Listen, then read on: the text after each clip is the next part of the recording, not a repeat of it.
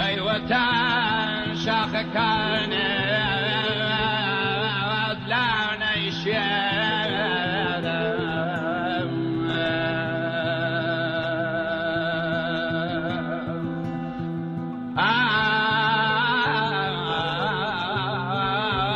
خرم ميدي بس كشير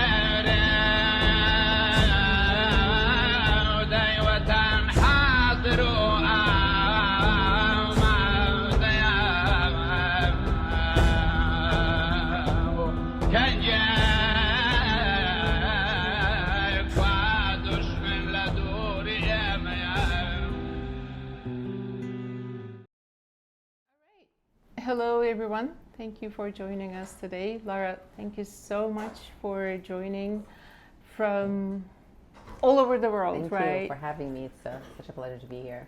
It's an honor to have you as a Thank you. Kurdish woman. So this is New York Kurdish Cultural Center's community outreach activities, and this recording will be exclusively used for Kurdish Heritage Month celebration. So thanks again for being with us today. Lara, we know you, and we are proud of you, but why don't you tell us who Lara is? As someone who is from Bashuri Kurdistan, but was born and raised in diaspora, just like I think many of us in this room, tell us who Lara is. Lara, first and foremost, is a dreamer. Oh? Yes, I'm a dreamer. I live in my own world of imagination. Ever since I could remember, I would paint the most beautiful stories in my mind. I would see colors, I would see sorrow, but even the sorrow turned out so beautifully in my mind. So when we escaped from Iraq to Iran on horseback with my family, I remember we were in the mountains and we each had our own horse. And all I could see, the dark mountains, but to me they weren't dark. I could see the most beautiful colors just falling from the mountains. And that's when I connect, that's when I feel that the life could be so beautiful, so meaningful. And it's something that I've carried my whole life. I was born in Vienna, Austria, but raised in the United States. I moved back to Kurdistan about 20 years ago. And I got into oil and gas sector. I was in the oil and gas sector for about 20 years. Actually, no, 15. But then my younger self, little Lara, kept dancing around me. I felt her. And I felt like she was trying to remind me of my passion, of what I love the most, which was design. And I finally listened to my calling. I felt like I needed to do this for her, to answer her prayer. And 3 years ago, I launched my own line of Kurdish Haute Couture. I decided to share the richness of our beautiful culture through the designs, share our rich history and our vibrant tradition through the designs, and took a leap of faith and I started. I launched a brand and here we are today. Wow. That's such an impressive summary of what you've done with your dream. Yeah. And little Lara, you did not let her... I didn't want to let her down. I didn't, because she was always around me with a big smile. And I felt like I need to do this for her and for myself. And I hope she's proud of both of us.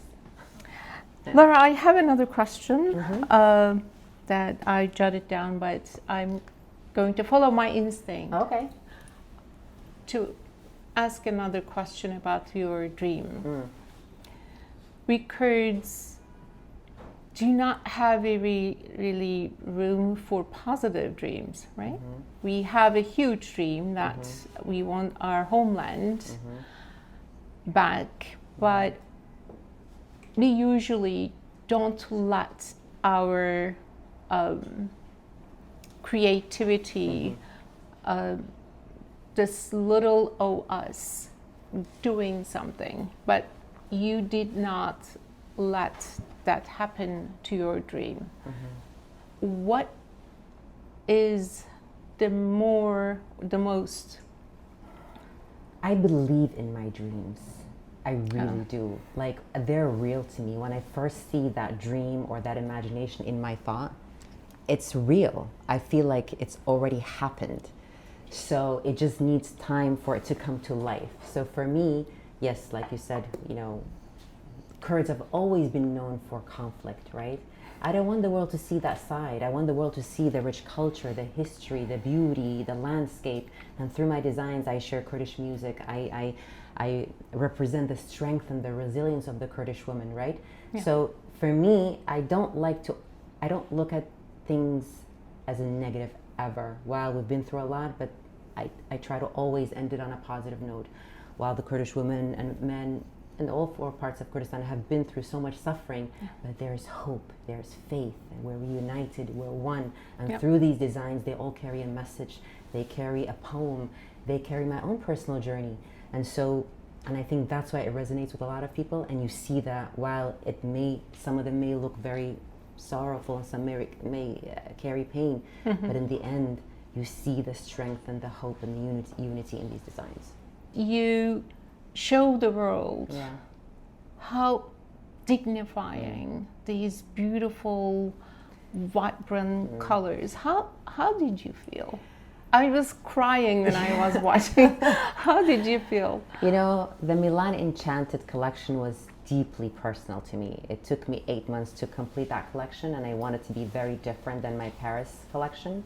My first show was in Paris in July of 2022, and that was more of a cultural celebration where it was a lot of bold and bright colors with, you know, traditional Kurdish jewelry. But Milana had time to create something very impactful and meaningful, and I poured my whole heart. Like I gave it my all.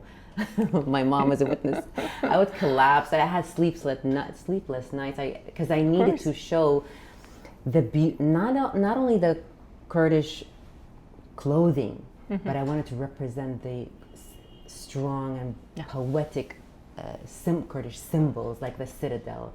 Nodos, our Kurdish New Year, Queen Ashtar taking it back to the Sumerian era, Hafsa Khainaqi, the flag, those things it's our identity. Yes. And so I took my time, and in the process of designing for me, it all starts with a thought, right? So for example, I see the beautiful citadel in my mind, and I see it shine, I see it flying. I see the headpiece, which was a beautiful dove, and that represented peace and salam. So like, okay, I knew exactly how I want the citadel design to look. And so from there, I source for the fabrics. I work with my jeweler to create exactly the head custom piece. And then when it's finally in front of me, I hug it. I hug it, I touch it, because it's been in my mind for so many months that when it's finally out, I need to connect with it.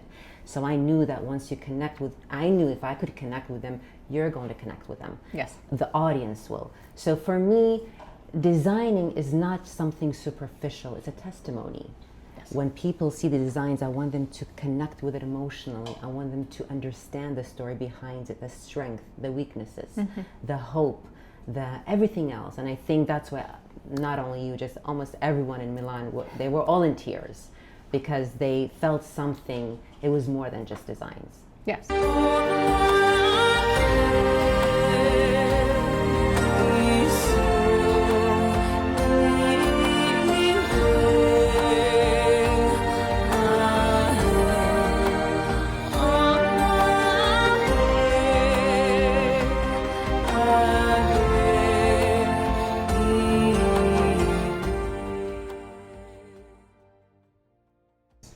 So it is representing Kurds, Kurdish art, Kurdish woman, Kurdish Culture, color, music. Giving a face that we do just like everyone do. We are not any better, but we are definitely not inferior than anyone else. Here, we're standing and we're united. And for me, I like to design, my message is really love and unity. I don't design so that I can, push buttons and poke. I really don't. My whole brand is around just union, humanity, creativity, and culture. I love it. Yeah. So, your dream, your energy, Yeah. and your willingness to represent Kurds through your imaginations, through your work, is impeccable. Thank you. My next question is, how do you balance between Kurdish color cultures through your design to give history? Yeah. Women who are wearing these clothes, balance. I keep that, so for example, I keep that balance through texture, through fabric, through silhouettes, through custom jewelry. The essence of Kurdish costume, it needs to still look very traditional, right? I like Kurdish clothes to be covered. I'm not against showing some skin, but for me, I feel like, you know, that there's beauty in covering. You can still be absolutely stunning when you're covered. And so the jewelry that I choose, it's a little more modern, and then the fabric is traditional. So when there's that blend, there's a beautiful harmony between the past, the present, and the future. It's like a love letter between the past and the future. Oh. It really is. It's a back and forth dialogue between my ancestor, between my grandmother, and the beautiful young girls today. So they're meeting in between. My gosh. Yeah. You, as if I'm having a discussion with a poet. Oh. I love it. Thank you. So, if I hear you right, you are a fashion designer. I'm the fashion designer, the creative director behind my brand. I decide on everything. I Great. choose the models. I choose my own fabric. I choose the makeup, the hairstyles, the music. Even in Milan, when I was in Milan, I met individually with each and every single designer, making sure they understood the message behind each design, so they could walk with pride. They could walk with resilience. They could walk with love. And some had to show a little bit of sadness because the design needed that emotion. Yeah. So I need to decide on everything. Otherwise, they wouldn't turn out the way they did. And I think, alhamdulillah, it all worked out well. Wow, that's amazing. Yeah. So you're the curator of your own design. And what I hear again, it's your design is not a popular one that will pop up one time and then go away. No. I see you many more years to come because your mission is grounded in our culture. You have a great understanding of how you would blend your dream with Kurdish reality, culture, and history. What is your next step? Well, I have been invited to do many other shows here in New York, in London, Paris again. So I might do one in New York and hope to see you all here. But I like to take some time off because whenever you do a fashion show, especially something of that level, and with a huge, massive success, I need time to just rest, to just enjoy the moment. And just also I need time to feel inspired. Each of my collections, you know, they need to be different than the other.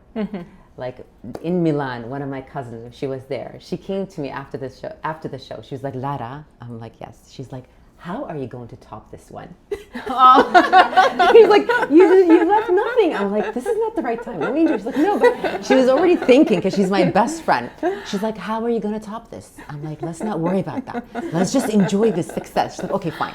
So in order for me to create something as magical, as meaningful, I need some time off to feel inspired, to understand also myself. I find pieces of myself through these through these designs as well. Like for example, the Milan Enchanted unlocked many things within me, right? Each collection unlocks something within you that was locked before. So inshallah, maybe by 2027, I'll do another fashion show. I have a lot of orders. You know, as you know, when you have a fashion show, you get tons of orders, lots of interviews. So I'm just enjoying and meeting people and meeting all of you. So it's been a beautiful journey, and hope that it continues. That's amazing. Mm. We look forward to having you in New York in a fashion show. But is there any plan to have creating space for your followers, your admirers, and also for those whose heart is in fashion, to have master class with them or to have workshop to guide them through their own dream? Right, and I do got a lot of emails around that question. Thank you for asking. But at the I might have that in the future plans for myself. But at the moment, it's very busy for me. I'm being pulled in so many different directions, and I'm working on something that I would love to share, but I feel like it's too soon.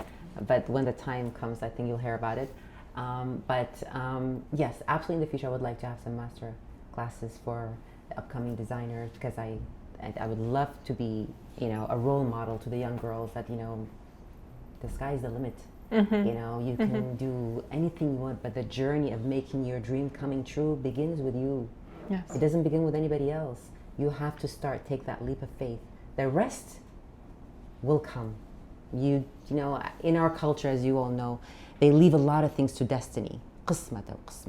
Okay, there are some things that's destined, but you have to work on what it is that you want to do in order for the destiny to come and knock on your door.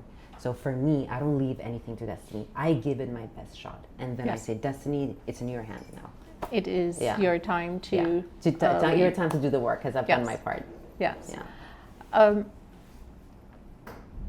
In my recent visits to South Kurdistan, I met Kurdish woman leading, acting, dressing and walking and going to coffee shops in South Kurdistan. It made me filled with pride and joy. Absolutely. What were their reactions when you met? Or their reaction, I mean, the love was so overwhelming that I received from everyone, from all around the world, from all 4 parts of Kurdistan. I cried so much in Milan. I didn't know what to do with all the emotions, the love that I felt from everyone, the articles, the sharing, the posting. Again, it wasn't about me anymore. It's not. What I do is not about me, and I'm pretty sure by now everyone understands. It's about all of us, because you find yourself in some of these designs, maybe not all 30, but you might connect with some of these designs that I've designed, right? Because they all carry a name, they carry a message, and they're hopeful. Yes. So the love and the support that I received from all around the world was something that was deeply appreciated. How about men? Kurdish men? They did too. They did too. Honestly, no. They felt it. Are they asking you to design? They are asking me to design Kurdish men's clothes. Maybe in the future. Right now, I have no plans, to be quite honest. Sorry, guys. My brother too. He's like, Lara, please. You have to design for men. I'm like, okay, maybe in a few years, but I feel like I need to focus more on.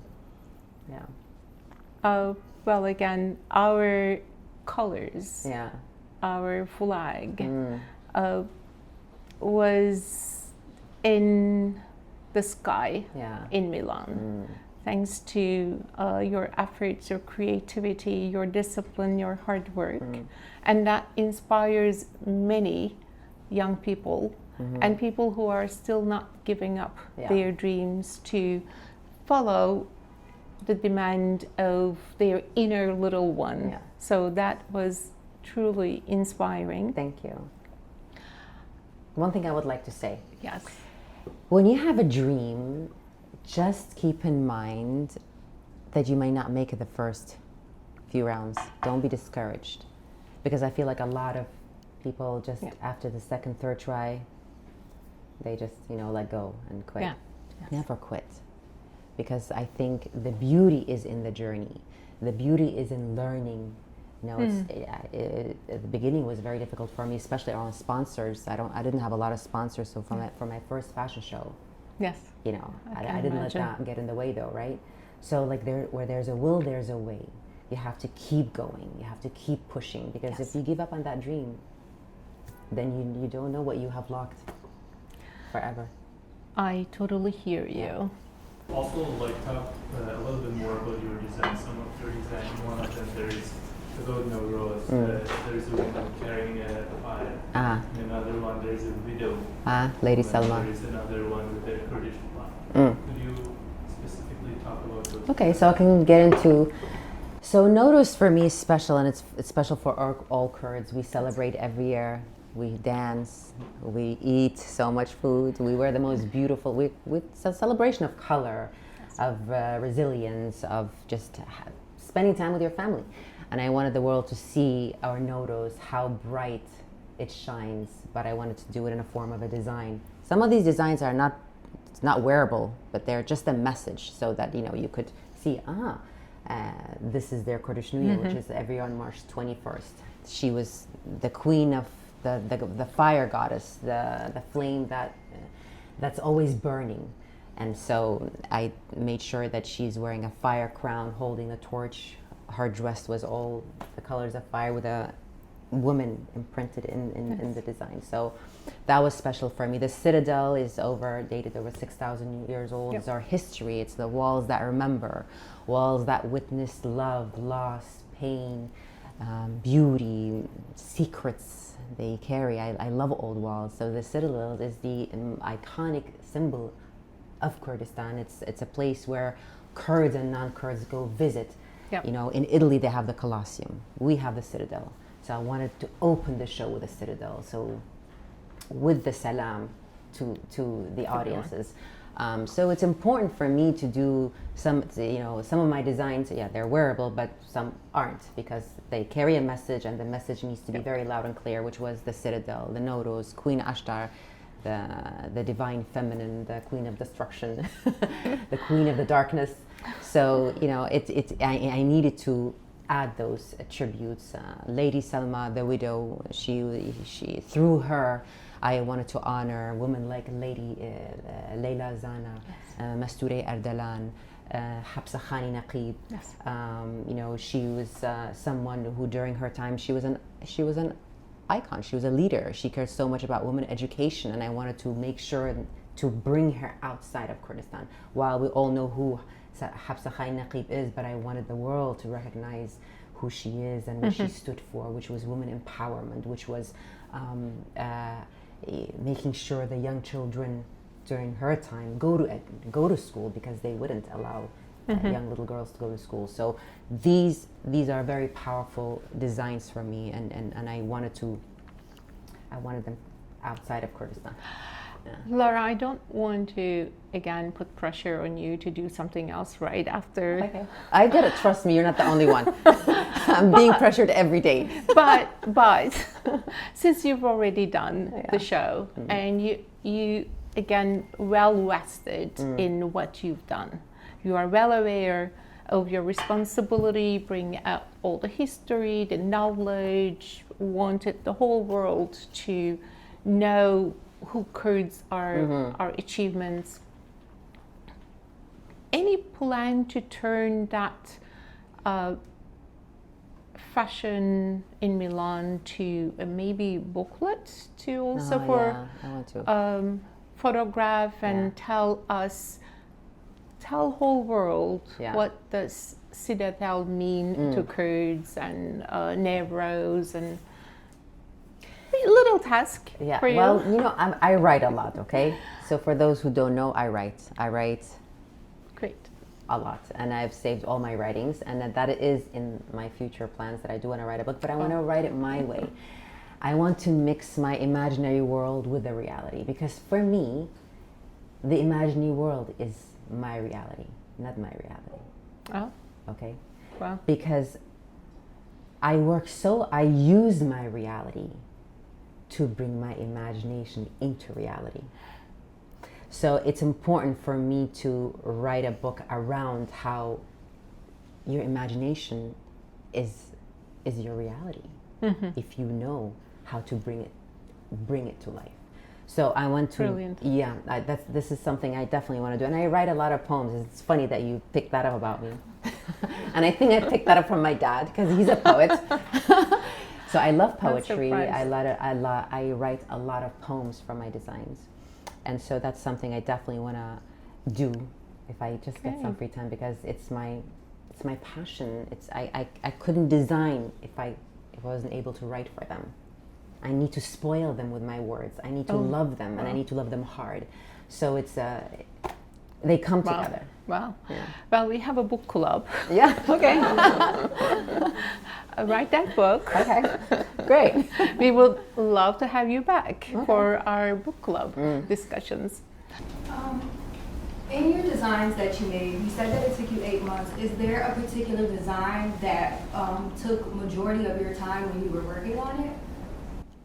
There was a few. Actually, I want to tell you about this one particular design that never made it to the runway. Yes. That's an interesting one.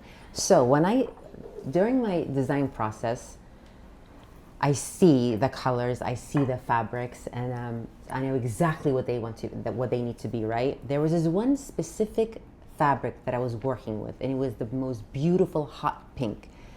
Okay? I was around that specific fabric for a week, but I felt like she wasn't ready.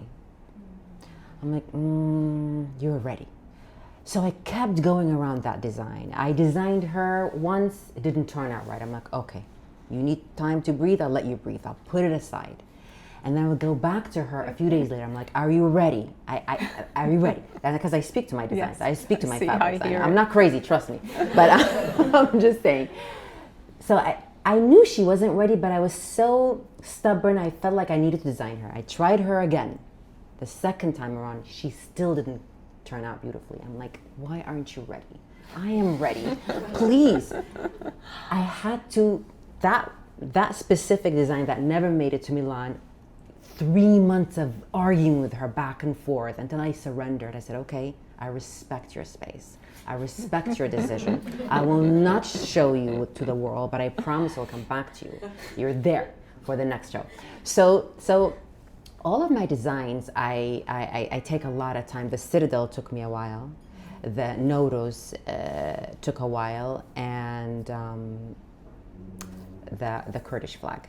Those three, I really took my time for those 3 designs because they were the opening and the closing of the show. And I wanted the flag, I wanted the colors to dance around each other, which when you saw, because so when I was in Milan, I made sure I speak to the models. When they turn, I want all the colors to flow and dance around each other so that there's a love story between red, white, green, and the star. Beautiful. Thank you. Yes, please. What keeps you going when life gets scary or there's obstacles in the way? Yeah. That's a great question. Life can get scary. I have the most supportive parents. My mother, my father, my sister, and they are my backbone. So when I'm having a moment where I feel like, oh, I can't, I feel everything. Like I'm an empath, so I feel every emotion. So I go to my mom, and she's such a strong woman, and my dad. And she says, Lara, go for a nice ride. Listen to some good music. Leave it. You know, she's always been my voice of reason. She's always been there for me. My sister, right there. Don't cry. I honestly, I don't know what I would do without them, but I have the most supporting family, and I think having the support of your family and friends is everything, because they lift you up when you need it. You said you wrote a poem. Yeah. In which language you see yourself? I write in Kurdish. Script. Script. It's Yeah, Arabic. script. Yeah. Yes. That's good. Yeah. Nice. Thank you. You mentioned that you worked in oil and gas industry for 15 years, and it's a very demanding industry. Absolutely. So I would like to know how you didn't let your creative side just die out. How did you feel that your creative side, did you just like let it rest? So I think it could be very insightful to hear about. Mm-hmm. So being in the oil and gas sector, I was the corporate social responsibility manager. So I was working very closely with the community. I would go to the villages and meet the villagers, the muhtars, meet with the shepherds, and go to the mountains. So it was a very outdoorsy job, and I loved it. But alhamdulillah, mashallah, I've been very good in just keeping that balance. I worked full time at an oil and gas sector, and I would check out by 5, but after, I would just, tune into my passion. I'd never ignored it. I'm someone who really listens to my inner voice. I listen to my calling. And I know if something keeps returning, it needs your attention, it needs your answer. And that's when I knew that, okay, and it kept growing over the years. In the last 5-6 years, the voice was louder to the point where I couldn't focus too much on my oil and gas. And that's when I knew that I need to listen to this voice, because it's here for a reason. It's visiting me for a reason, and I quit my job. I'm glad you listened to that. Yeah. So listen to it. Yeah. I have 2 questions actually. Sure. First of all, a couple of years ago, H&M, I think it was, Yeah. redesigned YPJ outfit, Clothing. and there was a big controversy among certain Kurdish Yeah. groups, and I think H&M ended up withdrawing the design and stopped selling it. Was it the elag? Because I thought I saw the elag, the vest, or Basically the YPJ outfit might be on. yeah. So, Yeah. what's your intake on that? And second question, you said once in a while you need to be inspired again. And so what do you do to be inspired? Do you visit other part of Kurdistan, other cities to see what they are wearing over there? How much do you get inspired by poems, writers, movies and stuff like that? How much do you think design is an art, and you have to be inspired by other type of art? Yeah, that's a great question. I get my inspiration from history, okay? The Kurdish history, our history, my grandmother, my mother. I get inspired. Sometimes I don't need anything to feel inspired. I just lock myself in the room. I turn off the light, and that happened to me during my Milan collection. And I just need to sit still and just think about my own personal journey. I've had a very interesting life myself. Sometimes I'm inspired by my own journey, by my childhood, by me being raised between Kurdistan, Vienna, and the US. Art, music, so the mountains. I definitely study all the different costumes for the 4 different parts of Kurdistan, but I don't like to mirror them. I like to always, get the idea about each specific costume, but then add my own personal touch, share my personal journey around those designs. But I think when you're an artist, it's nice to feel inspired, but a lot of the inspiration needs to also come from you, within you, so that you're presenting something very authentic, something very different, other than kind of mirroring a specific, somebody else's work. Yeah. And for the first question you asked around H&M, I remember that time, and it became a big thing. And I think it was 2 years ago when H&M did an elag. I don't know how I feel about that. I don't think there's, as long as if they credit the roots and the history of where the specific costume came from, I'm okay with it. But if they don't credit, I can see where you're going. But we live in a world where everyone's copying everyone. I'm being copied left and right from my designs, and no one's crediting me, right? Because I think it happens when you see something beautiful. All the other brands want to copy you because of they want to market and sales. But for me, I think it's okay if you have other houses to kind of not take your ideas, but get inspired by what you're doing, as long as they're crediting, I think. But they don't credit, that's the issue. Yeah. Someone, again, in the beginning, I said you were born in Vienna and then came to United States to study international relations. Yeah. So, as someone who was born and grew up in diaspora, how did you navigate your Kurdish identity while I was in here? you were getting your education and growing in diaspora? Mom and dad. Mom and dad. Yeah. Okay. What do they do? Oh, they. I mean, I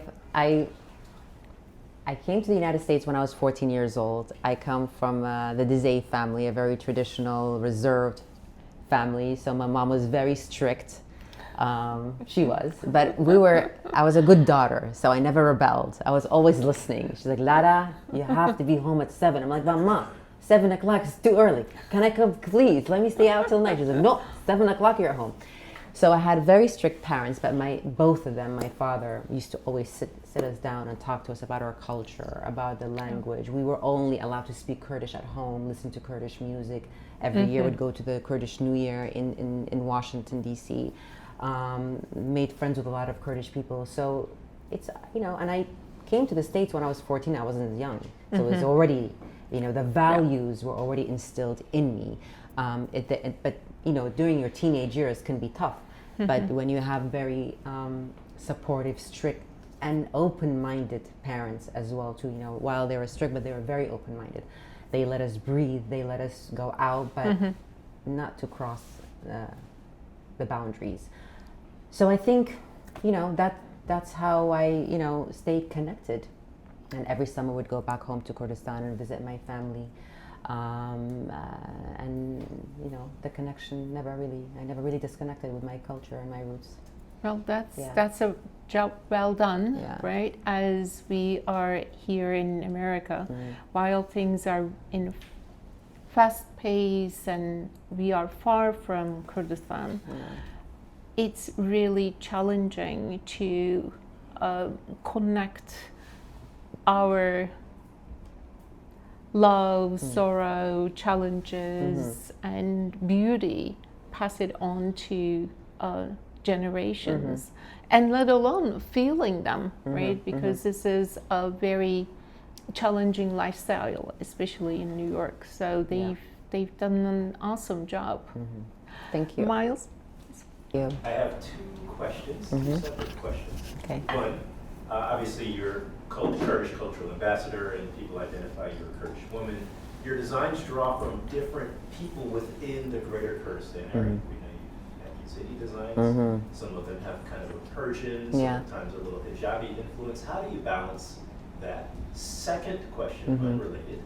If there's any woman, past or present, who would wear one of your dresses, what woman would you love to see walking around? I would love I would love my grandmother to wear one of my designs. And let me tell you why. She was her name was Daya Basakhan, the most beautiful lady. She wore Kurdish costume on a day-to-day basis every day. And I remember when I would visit her and I would tell her, Grandma, how can you wear all these layers of clothes every day and all day? Because this is what she would wear every single day with the headpiece, with all the beautiful jewelry. She's like, but my darling, how can you wear nothing all day every day? Because I was wearing jeans and a t-shirt. I'm like, okay, you have a point. So, do you see? So I know that she would be so proud of me if she were to be here today. I would love for her to be in one of my traditional Kurdish costumes, especially the one that I did a tribute to the Dizeyee family, because there is one that's a tribute to the Dizeyee. And that was a tribute to the Dizeyee because of her. Because that's who I remember always. I never saw her in anything but traditional Kurdish costume. So that's her. Inspiring. Yeah. And then about including Yazidi design. It's important. I'm a Kurdish. Again, this is not just about me and what I like. This is about me representing a nation, representing Roj Awa, Roj Halad, Bakur, Bashur. It's representing the Yazidi. I know. The Yazidis, Roj Halati. Like, it's important for me to make a tribute. I did a tribute to the Yazidi women because they've suffered so much. They've been through so much, right? The women life freedom, Jinjian Azadi. There was one that was tribute to Gina Amini. Yes. So it's when I design, I think of everyone. I don't think about what I like, what I think people would like. It's a story, and it's a collective story. Yes. So. In your designs, you also balance between some traditional Kurdish clothing and also like some modern Yeah. aspects that how do you balance between these two? Well, I think it's very important to also take it outside of that traditional context. It can't. My collections can't all be traditional. I like to improve Kurdish costume in ways where it's still traditional but has that modern touch, and I keep that balance through softer silhouettes, custom-made jewelry specifically made for each design. For the Milan collection, all the jewelry that you saw were handmade specifically. They weren't bought at the bazaar. They were made for each design. So for me, when I'm designing, I make sure that we have to have a section that's traditional, a section that's a tribute, and then a section that's more modern. And through fabrics, through jewelry, and through even the model that I choose, their faces, how I know that this specific face and this type of body is going to look very good with that modern or traditional. For me, it's always about honoring and respecting the history, but connecting it to the future, and they meet in the middle. That is the ground that we need, and we need it expanded, and hopefully you will help us to get there, recognizing Kurdish clothing, Kurdish art worldwide. Now, one thing that's so, every time I am overwhelmed when I see when my designs is being featured in Harper Bazaar, Vogue, Forbes. Like, that's just such a moment, right? Because the Kurdish fashion never gets the appreciation, and to see the designs being featured in all the renowned magazines around the world is because they connect with it, they love it, they no longer look at it as something, oh, it's Kurdish. No, they love what they see, and they want to learn about who's this Kurdish girl, who are the Kurds, what does this story represent. So when they ask me about my designs, they want to learn more about the stories behind it, which is exactly what I started doing. It's a window. It's a window for us, another window to open to the world, to recognize Kurds as being intellectual being, creative beings, and part of the world, that we value humanity, our history, our fashion, our beauty.